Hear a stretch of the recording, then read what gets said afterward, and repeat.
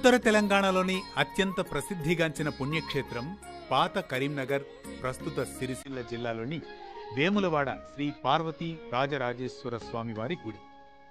కోడి మొక్కులు చెల్లించడమే ఇక్కడి ప్రత్యేకత. హైదరాబాద్ నుండి 150 కిలోమీటర్లు, వరంగల్ నుంచి 120 కిలోమీటర్ల దూరంలో ఉన్న ఈ గుడికి ప్రతి 20 నిమిషాలకు ఓ బస్సు సౌకర్యం ఉంది.